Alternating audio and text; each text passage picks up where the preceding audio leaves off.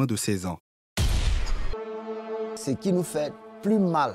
J'ai vu le petit qui a été découpé couché sur le banc. Ce qui était encore plus grave, la personne qui a tué mes maris, là, il était au milieu de nous. Et qu'est-ce qui l'a poussé à faire ça?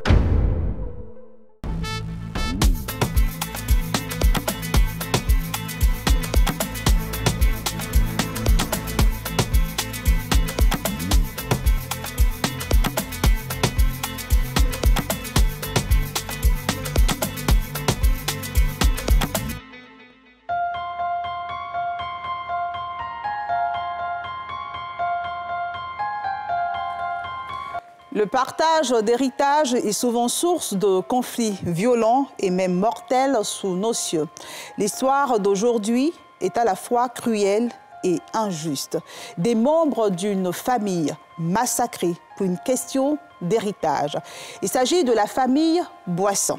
Pendant plusieurs années, Boissan Chepi, la soixantaine, et son mari Seka Maxime ont travaillé comme des forçats pour se doter de 3 champs de cacaoyers de 4 hectares et d'un champ d'EVA dans le village de Kodiossou, à 45 km d'Alépé.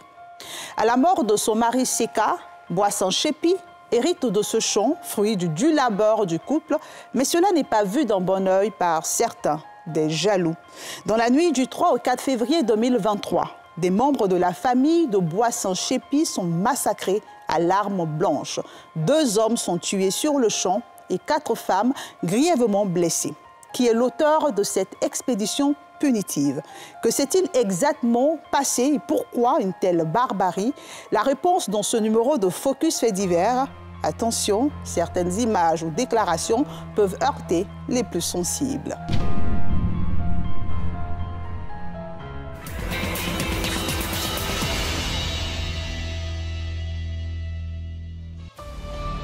Ancien chef-lieu de canton, Kodiossou dans la sous-préfecture de Danguira, département d'Alépé, région de Lamé, est un village carrefour.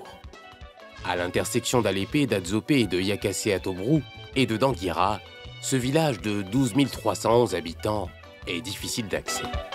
Ce qui nous fait plus mal, c'est le problème de la route. Et pourtant, les produits sortent de Kodiossou ici, plein. Cacao et VA. C'est dans ce village, à 45 km d'Alépé, sur cette voie non bitumée, que va se dérouler un drame d'une violence incompréhensible et indescriptible. C'est ici que vivent Boissan Chepi et Seka Maxime, son mari. Sans enfant, le couple a adopté le petit-fils de Boissan Chepi, Saint-Martin, auquel Seka Maxime donne son nom. Le couple est rompu à ses travaux champêtres. Les deux ont créé des plantations. C'est une plantation de cacaoyers qui peut valoir au moins à 4 hectares. Ça peut faire au moins 1 tonne. Si on évalue avec 900 francs, 1 tonne, ça fait 900 000 par production. Hélas, Seka ne profitera pas longtemps des retombées de ses durs labeurs. Fauché par la mort, il est arraché à l'affection des siens le samedi 13 février 2021. Sa femme, Boissan Chepi, n'aura pas non plus le temps de faire son deuil. Elle va se retrouver contre son gré dans une guerre d'héritage sans précédent. Les biens de son mari sont convoités par son beau-frère fidèle, le petit frère de son défunt mari. Après sa mort, le chien est revenu à la femme, puisque c'est avec elle qu'il a créé toutes ces plantations. Il est mort, on ne peut pas la chasser du revers de la mer, ton mari est mort, il faut partir quand même. Mais il faudrait qu'elle jouisse. Mais fidèle, 54 ans, frère cadet du défunt Seka, ne l'entendait pas de cette oreille. Décidé à déposséder la veuve de ses biens, il la menace régulièrement, si bien que les 2 protagonistes sont convoqués chez le chef du village, le vendredi 27 janvier 2023. Grande sera la déception du chef du village quant à l'attitude de Fidèle. Il a manifesté ce mécontentement, il a dit, si la femme ne quitte pas le domicile, elle aura affaire avec lui. Et par la suite, le chef l'a mis dehors, il dit, sors de chez moi. Le chef même a eu interpellé la femme après. Il dit, madame, il faut aller chez tes parents. Parce que le monsieur, il a l'esprit d'un meurtrier. Donc si tu ne sors pas de là-bas, un jour ou l'autre, il peut te tuer. Boissan Chepi prendra au mot les conseils du chef du village. Elle quitte malgré elle la cour familiale de son défunt mari, au centre du village, et aménage chez son petit frère, Boissan Étienne, et sa femme Quadioello, au quartier Air France, dans le même village. Mais ce déménagement forcé est loin de soulager Fidèle, qui élabore et peaufine des plans macabres, inimaginables, en vue de faire main basse sur l'héritage de son défunt frère. Héritage légué à sa veuve, Boissin-Chépy. Et il n'était pas à son premier essai. Il y a eu des histoires où il a frappé ses sœurs devant moi. On est allé même trancher cette affaire et il ne nous a pas considérés. Il a mis la main sur toutes les parcelles de son papa. Et il a même vendu beaucoup. Il a même créé des plantations d'EVA. Vendredi 3 février 2023, des obsèques se tiennent non loin de la maison de la famille Boissin. Une coupure d'électricité plonge le village dans une éblouissante obscurité. C'est le moment que choisit Fidèle pour exécuter un plan sordide, cruel, inhumain. Ce soir-là, Boissin-Étienne, le frère de Dame Chépy, qui revenait de la veillée funèbre, est accompagné à son domicile par la femme de Fidèle. La famille Boissin ne se doute de rien, mais elle était dans le collimateur des meurtriers, sans foi ni loi. La maisonnée dormait paisiblement lorsqu'elle est prise d'assaut entre 3h et 4h du matin, par des hommes armés de machettes.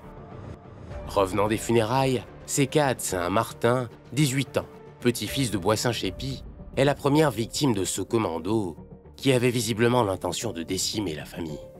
Son corps sera retrouvé plus tard devant la maison. Quand j'étais arrivé sur les lieux, à 6h, j'ai vu le petit qui a été découpé, couché sur le banc, où il y avait du sang en abondance. Réveillé certainement par la voix des agresseurs, Boissin-Yapi Trésor, âgé de 10 ans et en classe de CM1, un autre petit-fils de Boissin-Chépy, se réfugie sous le lit. Impuissant, il va assister au massacre de sa famille. Je suis dormi, puis le monsieur est rentré, puis il dit qu'il a déjà tué mon grand frère. Il est rentré dedans, puis il a frappé de machette à maman, puis mon père. Enceinte, Gaucho Florentine, une nièce de Boissin-Chépy, elle est réveillée par un besoin naturel. Lorsque je sortais, j'ai entendu le cri de ma maman « Au secours, au secours ». Pour moi, elle se battait avec son mari. Je suis allée vers la porte. Quand j'ai poussé la porte, il y avait une résistance. J'ai dit « Maman, ouvre la porte ». J'ai forcé. Quand j'ai ouvert la porte, j'ai reçu un coup de machette à la tête. J'ai dit « Maman, il y a quoi ?» Elle me dit que mon papa a été macheté et elle ne sait pas qui a fait ça. Ma maman a reçu un coup de machette sur le front et plusieurs blessures sur le corps. Je sors. Mon petit frère aussi a été tué. C'est ainsi que j'ai alerté les gens. L'alerte donnée, les riverains volent au secours de la jeune Gaucho Florentine. Quant aux assaillants, ils ont déjà pris la poudre d'escampette. Jusqu'à 4h, il y a mon fils qui pleurait en rentrant. Il dit « Maman, on nous a tués. Maman, on nous a tués. Ils ont tué papa Étienne. » Il dit « Ah, qui l'a tué ?» Il n'est pas porté chaussures dans le noir. Nous tous, on a couru pour venir. On est venu, ils étaient déjà morts. Étienne est mort dans la maison. Ah, qui a fait ça? Qui a fait ça? Nous tous, on a commencé à pleurer. On a pleuré fatigué. Et ça, on les a emmenés. Sa femme, il a vu, ils ont macheté ici. Son oreille, sa tête, ses pieds. On ne la reconnaissait même plus. On les a emmenés à l'hôpital. Dieu merci, on les a soignés jusqu'à elle est revenue. Informée à son tour, la chefferie dépêche une équipe sur les lieux pour constater les faits. Saisie, la gendarmerie d'Alépé et l'escadron d'Adzopé débarquent sur les lieux. Le lendemain, dès 8h, le chef du village convoque une réunion d'urgence en présence du commandant de la brigade de gendarmerie d'Alépé qui promet d'élucider cette affaire le plus tôt possible. Mais pour l'heure, place à la consternation, à l'évacuation et à la prise en charge des 4 blessés. Toutes des femmes, aux urgences du CHU de Cocody, sur instruction du Premier ministre Patrick Hachi, en sa qualité de président du Conseil régional de Lamé. Ce sont Boissin-Chépy, Kouadioelo, Abenguessan, Gaucho Florentine. Vers 7h du matin, nous avons reçu 4 patients venant de Côte-du-Sou avec de multiples plaies hémorragiques.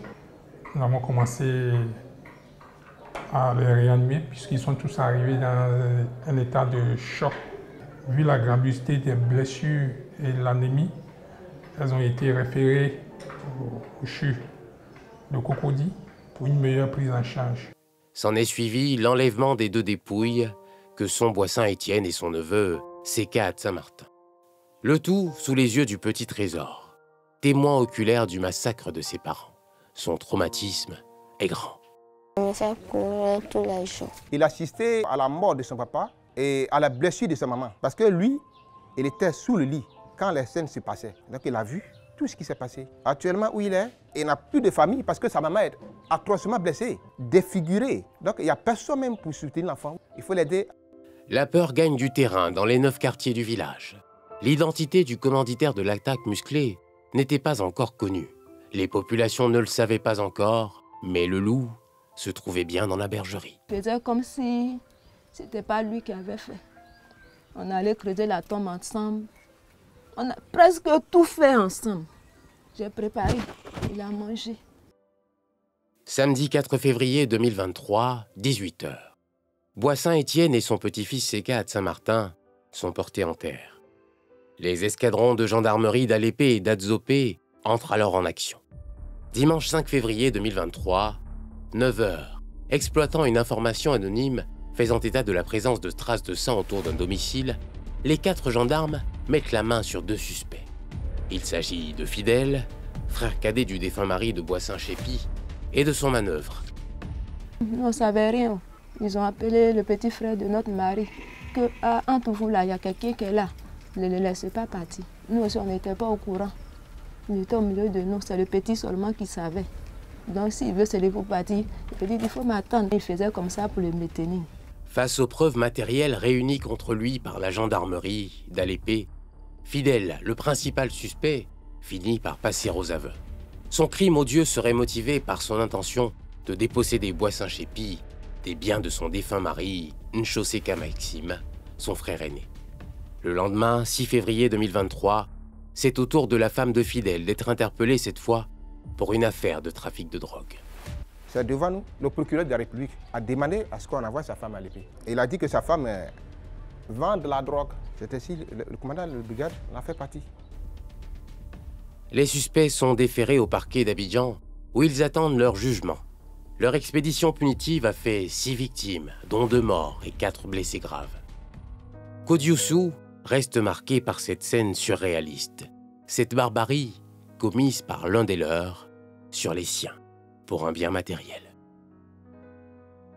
3 mois plus tard, après plusieurs interventions chirurgicales, les 4 femmes blessées de la famille Boissin regagnent le village.